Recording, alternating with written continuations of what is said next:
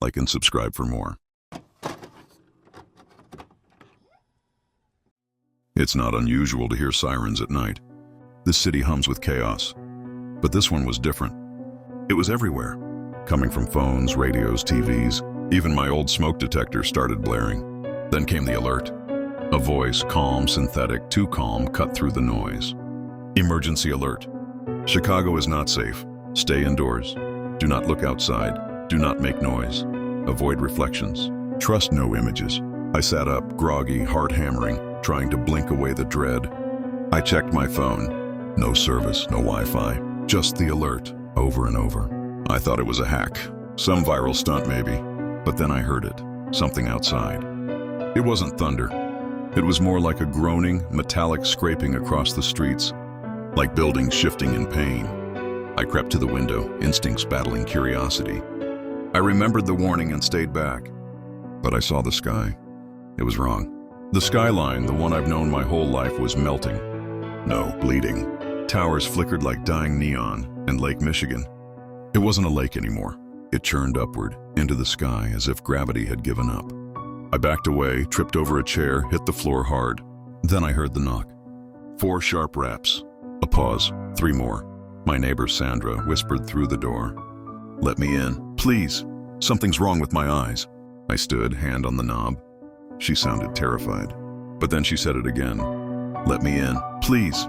Something's wrong with my eyes." Same tone, same cadence, like she was reading from a script. Then she whispered through the keyhole. "They see through the mirrors. That's how they find you." I backed away, shaking. I haven't opened the door. It's been an hour, maybe more. She's still out there, repeating the same line every few minutes. Her voice is hoarse now. And the alert just updated. Emergency update. Chicago is no longer under U.S. control. Do not attempt to leave the city. There is no outside. I turned off every reflective surface in my apartment, smashed the mirrors, covered the TV with a blanket. But I can still feel something watching me. I don't know what's going on. I just know this. Chicago is not. Sandra stopped knocking 2 hours ago. I thought that was a good thing. But now there's something worse. Something breathing on the other side of the door. It's faint, like a draft, but it's rhythmic. I put my ear close just once, and I swear I heard wet, rasping breath and something dragging its nails slowly down the wood. I backed away and haven't gone near since. I tried calling someone. Anyone. My phone still only shows the emergency alert. Cycling through variations. Avoid eye contact with unfamiliar faces. Some things may appear human. They are not. Stay away from mirrors. They are no longer passive. I haven't slept. The light from outside is all wrong. Too dim, but everything casts long. Twisting shadows like the sun is always setting, but the clock says it's 10 a.m. I decided to check the hallway through the peephole. What I saw wasn't Sandra. There was a man standing perfectly still, facing away from my door. His arms hung limp, his fingers brushing the floor. He didn't move. Not even when I knocked gently on the wall. Then, without turning, he said, "Don't blink." My heart stopped. The voice wasn't real. It was my own. Played back like a recording.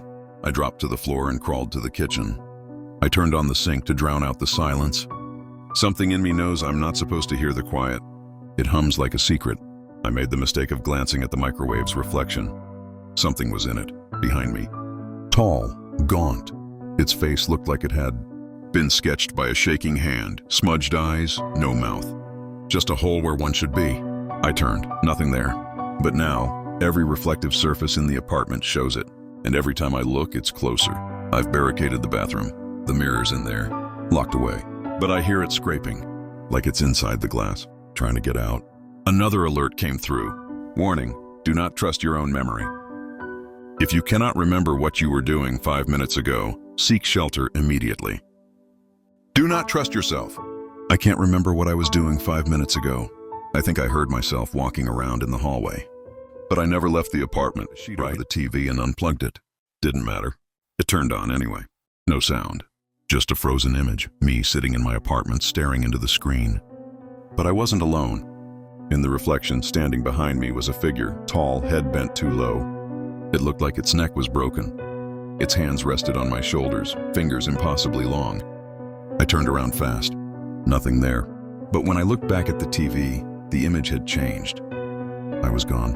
The room on screen was empty, except for that thing, standing where I should be, staring at the camera. I yanked the sheet off and smashed the screen with a chair. Glass rained across the floor, and for a second I felt relief, like I'd beaten it. Then my phone lit up again. Alert. Terminal reflection detected. You have been seen. You cannot leave. The light in my apartment started to pulse, slow.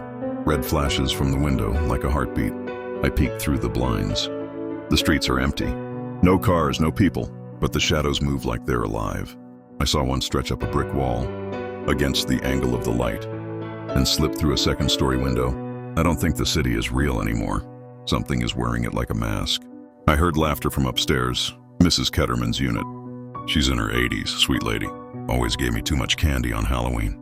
But that laugh, not hers, too young, too many voices.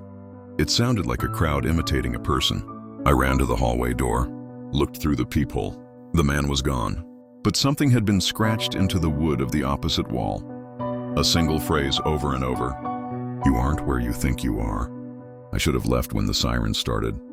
I know that now. But the latest alert, it's worse than all the others. Final notice. The real you never survived the first night. Stop pretending. I don't know what that means. I don't want to know. But the mirror in the bathroom, it's humming now. And I can hear myself inside screaming to be let out. Cracked on its own. No impact, no pressure. Just this hairline fracture that snaked across the glass like a vein, pulsing faintly. I'd locked it in the bathroom, buried it under towels. But it was humming so loud it rattled the pipes. I couldn't take it anymore. I packed what I could. A flashlight, protein bars, a box cutter, and a jacket that didn't smell like fear. I didn't even put on shoes. I just ran. The hallway was empty. No sign of the man. No sign of Sandra. But the air was thick, heavy like fog, but dry, dusty.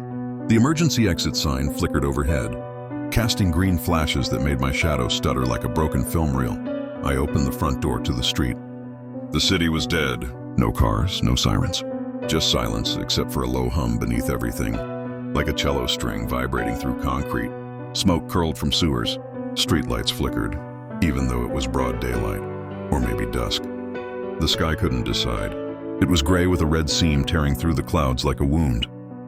And the bodies, they were everywhere. Some sitting upright at bus stops like they were waiting for a ride that never came. Some still clutching phones. Some posed like statues, arms outstretched, eyes open, mouths hanging slack as if mid-sentence. None were fresh. They looked dried out, like all the moisture had been sucked from them. But their eyes, they followed me. Not blinked, not moved, just adjusted. Slightly, like they were still in there, trapped. The alert on my phone buzzed again. I looked. Quarantine active. Do not pass the lakefront or the city will erase you. The sky is not sky. The sun is not sun. You left too late. I wandered south. Every street curved wrong. I passed the same corner 3 times. Devon and Clark, but the buildings changed each time. One had boarded windows. The next, no windows. The third didn't have a door at all. I think the city is looping, or watching, or both. I saw someone ahead, a man in a postal uniform, just standing in the middle of the street. His mouth was moving. I approached slowly. He kept repeating, "It's not Tuesday. It's not Tuesday. It's not Tuesday." I tapped his shoulder. He collapsed like dust, just fell apart. Empty clothes, no bones, just ash. I screamed. I couldn't help it. I screamed. Then I heard something scream back, from every direction. The buildings echoed it, my voice multiplied and warped. And somewhere, not far off, I heard glass shatter. The mirror found me. I ran. No destination, just away. Away from the sound of glass, breaking in every direction. Like the city itself was shattering from the inside out. Storefront windows exploded as I passed. Car mirrors cracked and bled dark fluid. Screens flickered to life, displaying my own face. Only older, pale, grinning. The thing chasing me doesn't run. It doesn't need to. It just appears, reflected in things.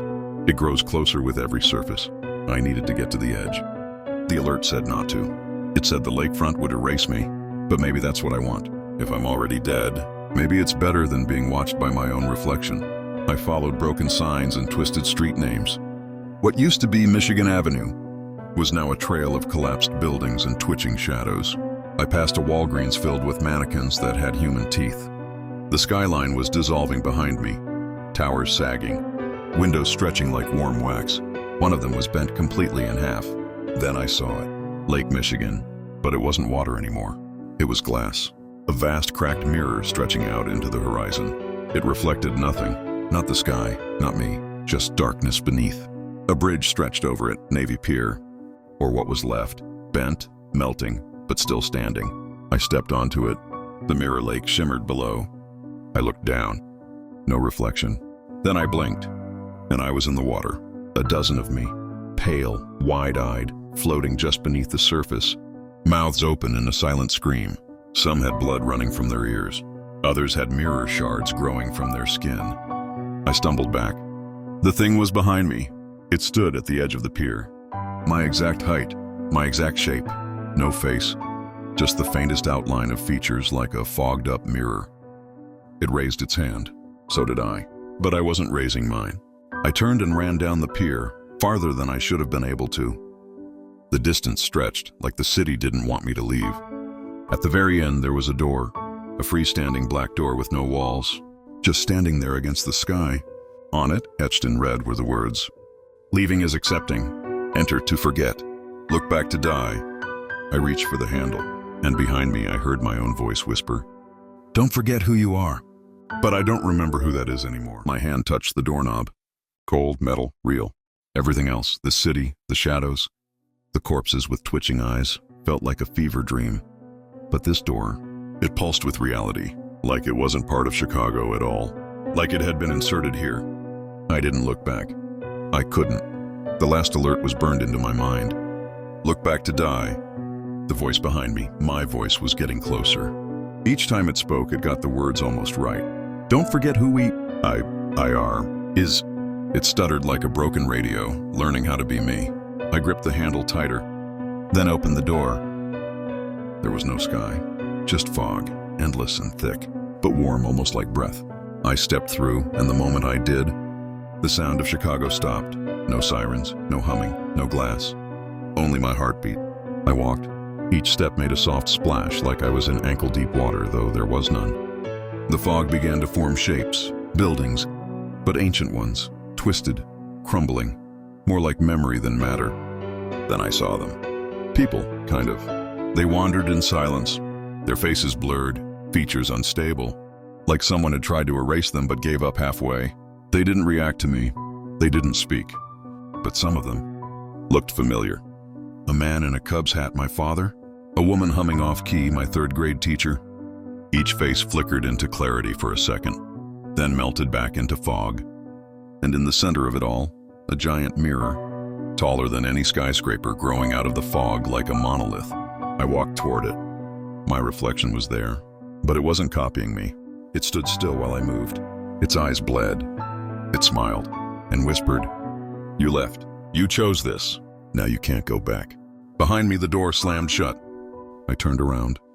There was no door anymore, only fog. And then the final alert appeared on my phone. You are no longer a part of the city. Chicago will continue without you. Do not try to return. There is no going back. There never was. I dropped the phone, watched it sink into the fog. The mirror in front of me smiled wider. It reached forward, and for the first time I realized I wasn't looking at my reflection. I was looking at the one who replaced me from the mirror, or tried to. But the fog, it moved with me. Every direction led me back to the monolith. The reflection didn't follow. It just stood there, hand still, pressed to the glass, watching, grinning. Its smile didn't fade, it grew, wider than human. That's when I realized something. This wasn't hell. This was a holding place. I wasn't dead, not yet. This was where you went when Chicago spat you out, when the city didn't kill you, but wouldn't let you leave either. And I wasn't alone. The blurred people in the fog, they began to turn slowly, faces stabilizing, limbs trembling. And in their eyes, I saw a truth that made me drop to my knees. They'd all escaped. They had walked through their own black doors, just like I had, and they regretted it. One stepped forward, a woman. No feet, just dragging shadows below her knees. She opened her mouth and her voice came out backwards. We live where we forget. We forget until we rot. We rot until we return. I shook my head. I didn't want to forget. I didn't want to rot. But my hands were already losing shape. My fingertips blurred. My voice cracked when I screamed. It didn't sound like me anymore. Then something changed. The mirror behind me shattered. Not just cracked, exploded outward into the fog. The reflection was gone. The figure, the thing that replaced me, was no longer inside. I looked up. A new alert appeared in the fog. No phone, no screen. Just words burning into the air like smoke on glass. Chicago has released an entity. The one who escaped is now inside. You left too late. You left too early. I screamed into the fog, but no one answered. The others, former versions of people, of me, bowed their heads and knelt. Not in prayer, in defeat. Because now the reflection was free. It was in Chicago, wearing my skin. And me?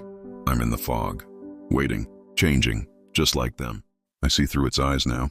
Not all the time. Just flashes. Like a dream you can't wake from. Except the dream is real and it's wearing my face. It's me, perfectly. Same laugh, same memories, but none of the fear. Because the thing that crawled out of the mirror has no doubt. It believes it belongs. And worse, so does everyone else. It walks the streets of Chicago, calm, smiling. The city accepts it like nothing ever happened. But it's not the same city anymore. The skyline is warped. The air buzzes with hidden frequencies. Windows no longer reflect, only absorb. Cameras flicker when it passes. Children stop crying and stare. Dogs howl and back away, but adults just nod politely like nothing's wrong, because they've all been compromised. The emergency alerts have stopped. Phones now show blue skies and weather reports. But if you scroll too far, you'll see it. New system update complete.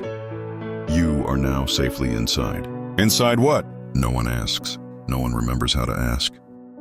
The reflection, me but not me, moved into my old apartment. It opened the bathroom door where I first heard the humming mirror. There's nothing in there now, just silence. It eats, sleeps, goes to work. Everyone at my job thinks it's me. Even my mom answered the phone when it called her. She laughed. She said she was proud of how strong I'd become. She didn't notice the voice was hollow. But my neighbors did. Sandra from across the hall, her body's still out there, dried and twisted. But now her apartment door is open. There's movement inside. Someone wearing her silhouette. The reflection waved at it. It waved back. They know each other. They've been waiting. Another alert hit.